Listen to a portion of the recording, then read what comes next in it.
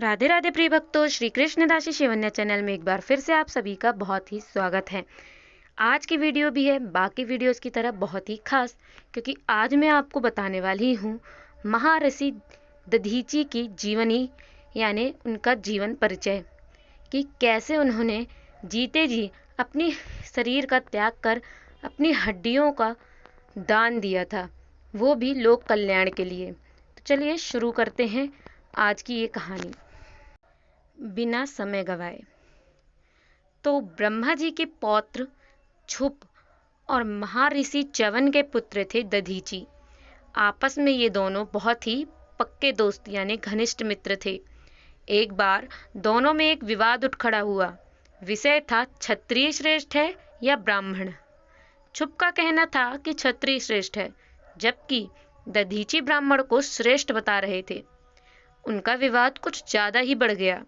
उग्र स्वभाव के दधीची ने अपने बाएं हाथ की मुष्टि से क्षुप के मस्तक पर एक आघात कर दिया। मुष्टि का प्रहार होते देख क्षुप क्षुब्ध हो उठा, यानी वे बेहोश होने की स्थिति में आ गए।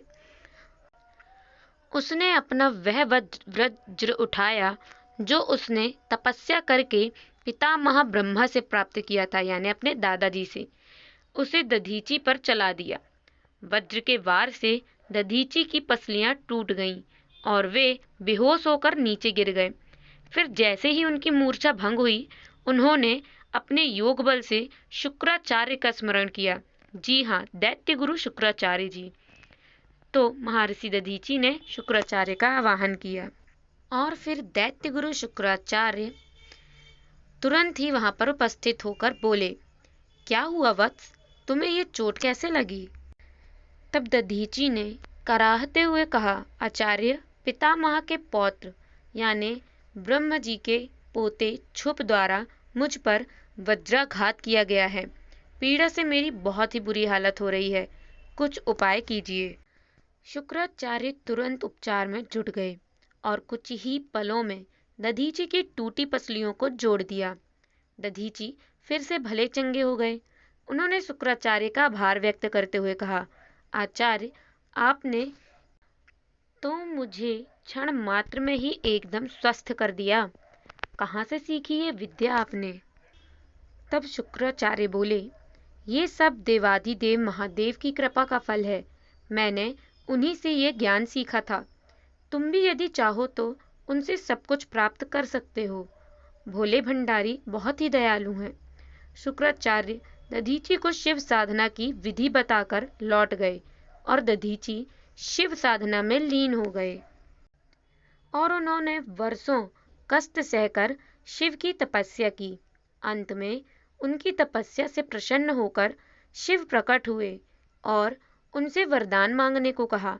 दधीची ने शिव को प्रणाम करके कहा, भगवान, यदि आप मेरी तपस्या से प्रसन्न हैं तो मुझे ऐसा वरदान दीजिए कि मैं कभी कमजोर न रहूं और किसी के शस्त्र का मुझ पर कोई असर न हो।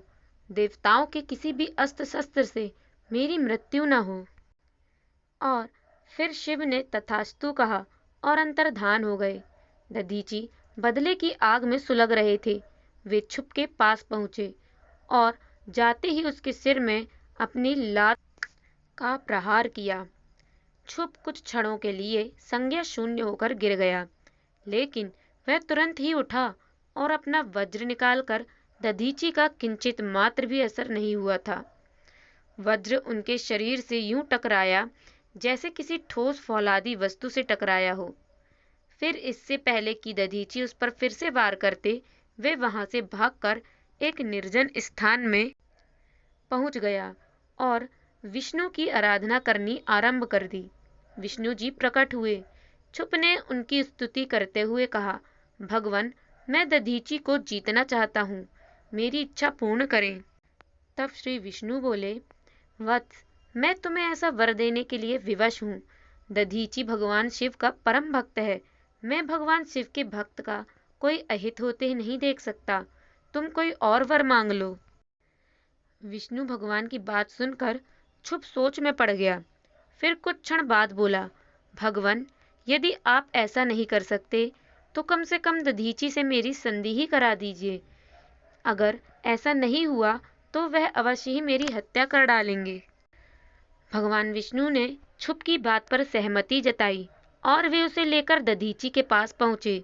विष्णु ने ब्राह्मण का वेश धारण किया और छुप को एक जगह रुकने को कहकर स्वयं दधीची के पास पहुंचे।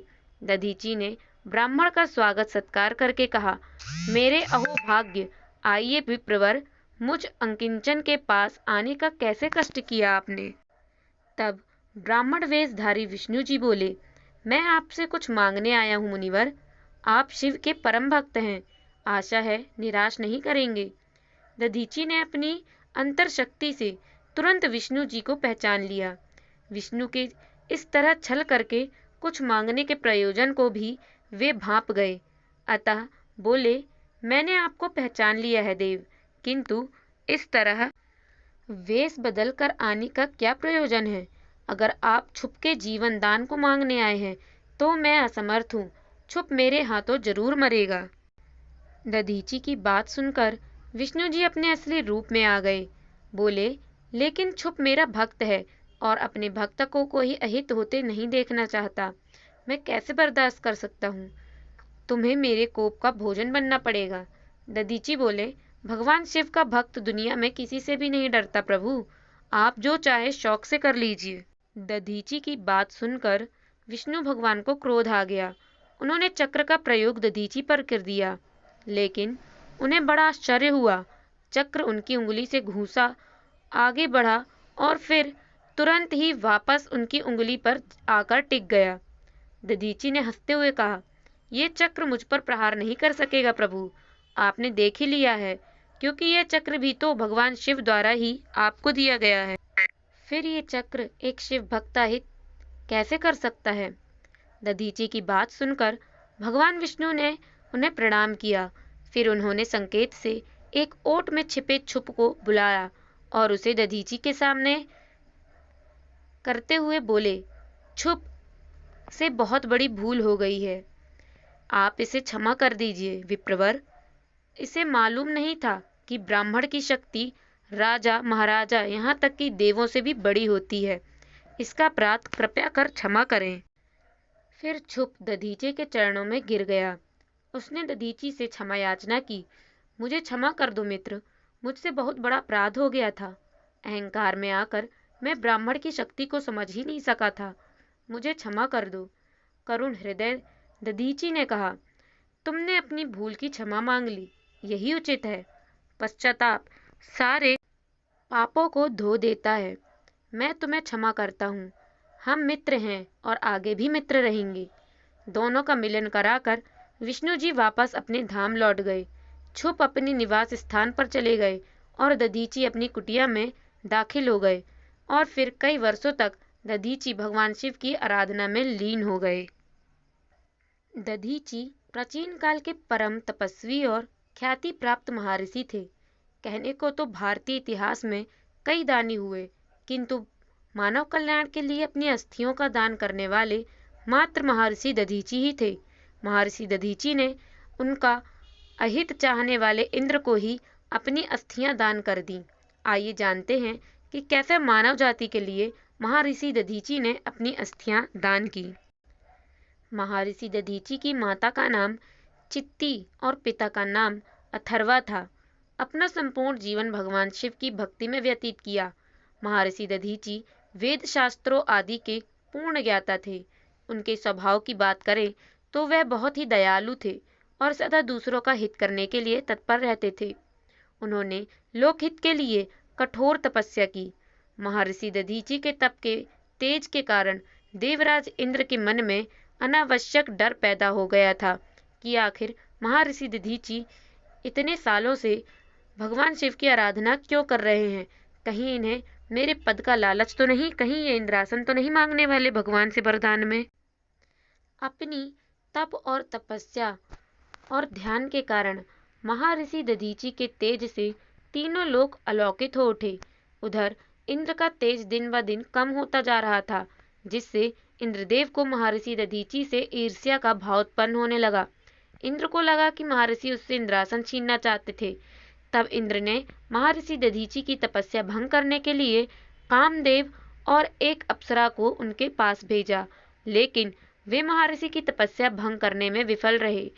तब इंद्र उनकी हत्या के इरादे से सेना सहित वहां पहुंचा, लेकिन उसके अस्त्र शस्त्र महर्षि की तप के अभेद्य कवच को भेद न कर सके और महर्षि दधीचि शांत भाव से अपने समाधिस्थ पर बैठे रहे। अपने असफल प्रयासों से हार कर इंद्र स्वर्ग लौट गए। इस घटना के कुछ समय बाद वृत्रासुर नामक राक्षस ने देवलोक पर कब्जा कर लिया और इंद्र सहित सभी देवताओं को देवलोक से निष्कासित कर दिया, बाहर निकाल दिया। और फिर वृत्रासुर के देवलोक पर कब्जा करने के बाद सभी देवता अपनी व्यथा लेकर ब्रह्मा जी के पास गए। तब प्रजापिता ब्रह्मा जी ने उन्हें एक उपाय बताया कि पृथ्वी लोक में दधीचि नाम के एक महर्षि रहते हैं। यदि वे अपनी अस्थियों का दान कर दें तो उन अस्थियों से एक वज्र बनाकर वृत्रासुर राक्षस को मारा जा सकता है। इसीलिए उनके पास जाकर उनकी अस्थियां मांगो। परंतु देवराजेंद्र महर्षि दधीचि के पास जाने से कतरा रहे थे। वे सोचने लगे कि मैंने जिनकी हत्या का प्रयास किया वे मेरी सहायता क्यों करेंगे, लेकिन इसके अलावा कोई और उपाय भी नहीं था। इसलिए इंद्र महर्षि दधीचि के पास पहुंचा और झिझकते हुए बोले, महात्मन, तीनों लोकों के मंगल हेतु हमें आपकी अस्थियां चाहिए। इस पर महर्षि बड़ी ही विनम्रता के साथ बोले, हे इंद्रदेव, यदि मेरी अस्थियां से मानव और देव जाति का कुछ भी हित होता है तो मैं सहर्ष ही अपनी अस्थियां का दान देने के लिए तैयार हूँ। इंद्र यह बात सुनकर हैरत में पड़ गए। फिर महर्षि दधीचि ने अपनी तपस्या के बल से अपने शरीर को गला दिया और उन हड्डियों को देवताओं के हवाले कर दिया। फिर देवताओं ने उन हड्डियों से वज्र बनाया। रीढ़ की महर्षि दधीचि के रीढ़ की हड्डी से वज्रास्त्र बनाया और फिर वृत्रासुर से युद्ध किया और 3 बाण भी बनाए, धनुष और तरकस भी बनाया और इतना ही नहीं, कवच और कुंडल भी बनाए। कहते हैं कि वे कवच कुंडल इंद्र ने स्वर्ग में ले जाकर कहीं सुरक्षित रख दिए थे, जो आज भी कहीं पर रखे हुए हैं। दिव्य धनुष और तरकस दधीचि ऋषि ने देश के हित में अपनी हड्डियों का दान कर दिया था। उनकी हड्डियों से 3 बाणों का भी निर्माण किया गया था। तो ऐसे थे महर्षि दधीचि, जिन्होंने लोक कल्याण के लिए और देवों के कल्याण के लिए जो उनकी हत्या करना चाहते थे, फिर भी उनके कल्याण के लिए उन्हें उनका हक वापस दिलाने के लिए अपनी अस्थियों का भी दान कर दिया। तो ऐसे महर्षि परम ब्रह्म स्वरूप ब्राह्मण देव महर्षि को हमारा सत सत कोटि कोटि नमन। ये थी महर्षि दधीचि की जीवन की और उनके परित्याग की संपूर्ण कथा। आपको कैसी लगी हमें कमेंट सेक्शन में बताएं, और अगर वीडियो अच्छी लगी हो तो ज़्यादा से ज़्यादा शेयर करें। बेल आइकन को प्रेस करना ना भूलें। अगर चैनल पर नए हैं तो सब्सक्राइब करना ना भूलें। अगर पहले से सब्सक्राइबर हैं तो अवॉइड करें। आज के लिए बस इतना। मिलते हैं हमारी नेक्स्ट वीडियो में, जो कि रहने वाली है बहुत ही खास। तो चलिए आज के लिए बस इतना ही। वीडियो को ज़्यादा से ज़्यादा शेयर ज़रूर करें, और अगर चैनल पर नए हैं तो चैनल को सब्सक्राइब भी करें, ताकि हम ऐतिहासिक और पौराणिक कथाओं से, सनातन धर्म से लोगों को जागरूक करा सकें और उन तक ये सारी कथाएं पहुंचा सकें। जय जय श्री कृष्ण, जय श्री राधे।